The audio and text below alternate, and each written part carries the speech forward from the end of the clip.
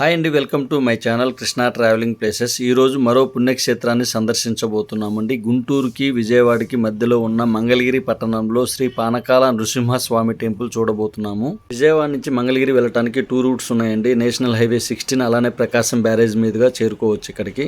అష్టమహాక్షేత్రాల్లో ఒకటిగా ప్రసిద్ధి చెందుతున్న శ్రీ లక్ష్మీ నృసింహస్వామి ఆలయం చూడబోతున్నామండి. మనం చూస్తున్నది బస్టాండ్కి దగ్గరలో ఉన్న ప్లేస్ చూస్తామండి. బస్టాండ్కి ఆపోజిట్లోనే మన లక్ష్మీ నృసింహస్వామి ఆలయం వెళ్ళటానికి దారి చూడబోతున్నాము.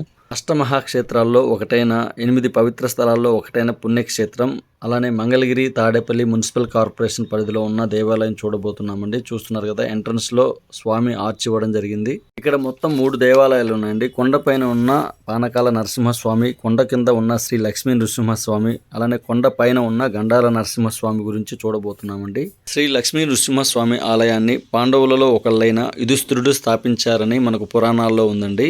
చూస్తున్న గాలిగోపురం ఎత్తు వచ్చేసి 47 మీటర్ల హైటు అలానే 15 మీటర్ల వెడల్పుతో శ్రీ రాజా వాసిరెడ్డి వెంకటాద్రి నాయుడు గారు నిర్మించారు 1807-1809 సంవత్సరంలో. విజయనగర పాలకులైన శ్రీకృష్ణ దేవరాయలు కూడా ఈ టెంపుల్ని సందర్శించారని శాసనాలు ఉన్నాయండి. కొండ దిగువ భాగంలో శ్రీ లక్ష్మీ నృసింహస్వామి సమేతంగా ఉంటారండి. అలానే కొండ పై భాగంలో 2 దేవాలయాలు ఉన్నాయి. ఒకటి పానకాల నరసింహస్వామి అలానే గండాల నరసింహస్వామి 2 దేవాలయాలు ఉన్నవి. కొండపైకి వెళ్ళటానికి 2 మార్గాలు ఉన్నాయండి. చూస్తున్న ఆర్చ్ గుండా పాత మార్గం వెళ్ళడం జరుగుతుంది, నడిచి వెళ్లే మార్గం. అలానే ఇక్కడ అన్న సముదాయాలు, వసతి మార్గాలు ఉన్నవండి. ఇక్కడ భక్తులు వచ్చిన వాళ్ళకి స్టే చేయడం కోసం. పానకాల నరసింహస్వామి వైష్ణవ క్షేత్రాల్లో ప్రసిద్ధి చెందిన క్షేత్రంగా ఉందండి. 8 పుణ్యక్షేత్రాల్లో ఒకటిగా ఇక్కడ విరాజిల్లుతుంది. చూస్తున్నారు కదా, కొండ మీద పానకాల నృసింహస్వామి ఆలయం చూస్తున్నాము. 2వ మార్గం వెహికల్స్ గుండా వెళ్లే మార్గం ఉంది. అలానే టెంపుల్ కి ఆపోజిట్ లో కోనేరు ఉందండి. రీసెంట్ గా శుభ్రం చేసి నీట్ గా ఉంచారు. అలానే మనకి చూస్తున్న టెంపుల్ కి ఆపోజిట్ లోనే అన్న సముదాయం, వసతి గృహాలు ఏర్పాటు చేశారు. కోనేరు కూడా ఆపోజిట్ లోనే ఉందండి. ఇప్పుడు చూస్తున్న విజువల్స్ కొండపైన జరిగిన విజువల్స్ చూస్తున్నామండి. లక్ష ఒత్తులు వెలిగించే కార్యక్రమంలో ఉన్నారు.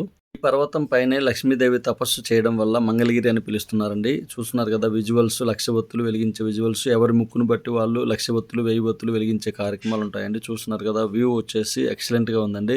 గాలి నడకన వెళ్లే భక్తులకి అలానే వెహికల్స్ గుండా వెళ్లే వాళ్ళకి వ్యూ కనిపిస్తుందండి. గోపురం చూస్తున్నారు కదండి, పానకాల నరసింహస్వామి గోపురం చూసామండి. ఇక్కడ చూస్తున్న విజువల్స్ వచ్చేసి కొండ కింద భాగంలో శ్రీ లక్ష్మీ నృసింహస్వామి ఆలయంలో జరిగిన విజువల్స్ చూస్తున్నాము. ప్రతి ఒక్క భక్తుడు తప్పక సందర్శించవలసిన, చూడవలసిన పుణ్యక్షేత్రం.